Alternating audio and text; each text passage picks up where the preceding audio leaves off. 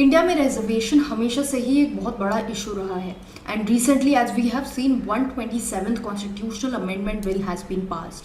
Now what this bill is all about and reservation को लेके क्या चीज़ें बोली जा रही हैं, क्या चीज़ें ये बिल लाएगा, ये सब हम जानेंगे आज की इस वीडियो में. Hi guys, I am Ayushi, your mentor for law entrance exams and welcome to law digest. सबसे पहले डिस्कस करते हैं कि ये जो बिल है इसका क्या पैसेज रहा है. पहले ये बिल लोकसभा में इंट्रोड्यूस हुआ and then it was passed in the Lok Sabha and yesterday only it has been passed in the Rajya Sabha.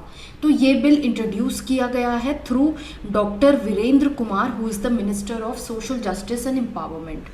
अब इस बिल का बेसिक पर्पस क्या है? इस बिल का बेसिक पर्पस ये है कि it will amend the constitution. Constitutional amendment bill है तो obviously it is amending the constitution. Now what it is doing, it will allow states and union territories to prepare their own list for purposes of identifying socially and educationally backward classes, जिनको हम OBC के नाम से भी जानते हैं. So the state and union territories will be given the power to identify their own list. Now अभी बात करते हैं कि पहले कॉन्स्टिट्यूशन में अभी तक क्या प्रोविज़न चलता आ रहा है इसको लेके. कॉन्स्टिट्यूशन में वी नो हमारे कुछ फंडामेंटल राइट्स हैं. आर्टिकल 15 और आर्टिकल 16 की बात करें तो आर्टिकल 15 हमारा प्रोहिबिशन ऑफ डिस्क्रिमिनेशन की एक बात करता है कि लोगों के बीच में डिस्क्रिमिनेशन नहीं होना चाहिए, बट इन स्पेशल सर्कमस्टांसेस क्या हो सकता है, स्पेशल प्रोविजंस बनाए जा सकते हैं by the state. Now the state there refers to a lot of things, government of India, government of state और जो भी वो बॉडीज़ जो आर्टिकल 12 में मेंशन है. नाउ आर्टिकल 15(4) में socially and economically backward classes के लिए स्पेशल प्रोविजंस की बात करी गई है. आर्टिकल 15(5) में बात करी गई है reservation of these people in the educational institutions. And article 16(4) जो प्रमोशन एंड गवर्नमेंट जॉब्स में रिजर्वेशन की बात करता है, वो कहता है कि government can reserve posts for these people in the government jobs. After looking at all these provisions, what inference can we draw? We can draw कि कॉन्स्टिट्यूशन ने पावर दी हुई है स्टेट गवर्नमेंट को to declare and identify a list of socially and economically backward classes.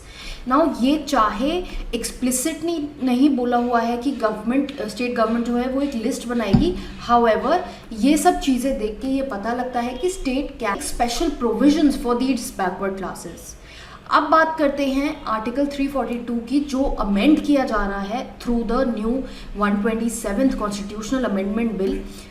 Bill का number जो है वो 127 है, बट ये जो अमेंडमेंट होगा ये 105th अमेंडमेंट माना जाएगा. ये जो डिफरेंस है ये इसलिए है बिकॉज इससे पहले भी 127th बिल पे हम बात कर रहे हैं, इससे पहले भी कुछ बिल हो सकते हैं. मान लीजिए 124th बिल और 125th बिल, हो सकता है कि वो बिल आए हो या नहीं आए हो, पास हुए हो या नहीं हुए हो. तो लेटर जब हम नया बिल निकालेंगे तो we can not refer to the number as the same as जो पुराने बिल का था, हम नया नंबर ही उसको देंगे. अब अगर वो पास हो जाता है तो then it gets added to the list of amendments.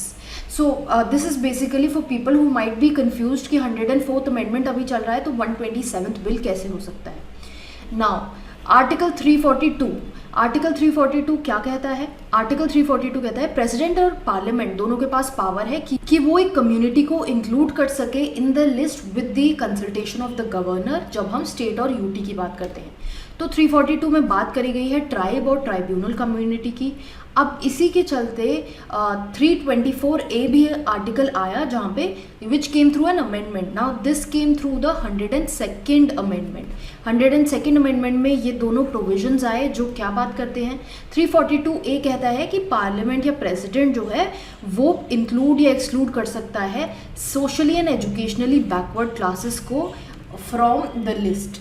And 338 भी कहता है कि कॉन्स्टिट्यूशन ये मैंडेटरीली प्रोवाइड करता है कि स्टेट गवर्नमेंट और सेंट्रल गवर्नमेंट जो है वो national commission of backward classes को कंसल्ट करेंगे जब भी वो कोई ऐसी पॉलिसी चेंज ला रहे हैं जिससे socially and educationally backward classes पे इफेक्ट पड़ सकता है. तो ये दोनों चीज़ें आई थ्रू 102nd अमेंडमेंट. बट इसके बाद अब जो ये बिल आया है वो हमने देखा कि ये जो 102nd अमेंडमेंट है इसकी वैलिडिटी के ऊपर क्वेश्चनिंग आई थी. मराठा रिजर्वेशन जो डॉक्टर जयश्री लक्ष्मण राव पाटिल वाला केस है, जो मैं सेपरेटली एक वीडियो में डिस्कस कर चुकी हूँ in detail, you can go and watch that video to understand that case better. तो उस केस के बैकग्राउंड में ये अमेंडमेंट बिल लाया जा रहा है. अब उस केस में ब्रीफ में बात कर लेते हैं कि क्या हुआ है। उस केस में सुप्रीम कोर्ट ने 102nd कॉन्स्टिट्यूशनल अमेंडमेंट की वैलिडिटी जो है वो अपहोल्ड करी है कि 342A और 338B सही हैं, इनमें कोई चेंज की ज़रूरत नहीं है।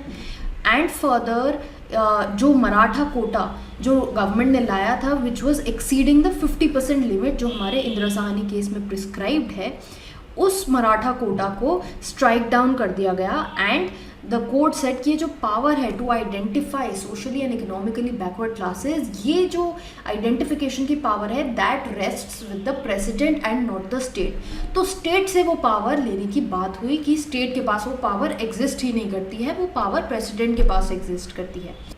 सो इस डिसीजन को लेके काफ़ी प्रोटेस्ट हुआ from the OBC classes, because अगर ये जो डिसीजन है ये इम्प्लीमेंट हो जाता है इसका मतलब कि प्रेसिडेंट ही डिसाइड करेगा ओबीसी कौन है। तो अभी तक के जो ओबीसी हैं हमारी स्टेट की लिस्ट में, जो अभी तक के ओबीसी हैं, they will be remediless, they won't find any reservation. तो इसके चलते इस डिसीजन को अपोज किया गया, रिव्यू पिटिशन भी फाइल हुई जो रिजेक्ट हो गई। तो इसके चलते बिल ये इंट्रोड्यूस हुआ जहाँ पे पूरी जो ऑपोजिशन है that stood in favour of this new bill. अब इस बिल में क्या बोला गया है, इस बिल में जो अमेंडमेंट प्रपोज करी गई है वो ये है कि जो प्रेसिडेंट की और पार्लियामेंट की पावर है to notify socially and educationally backward classes that will be restricted to the central list, to the central government purposes only for these people.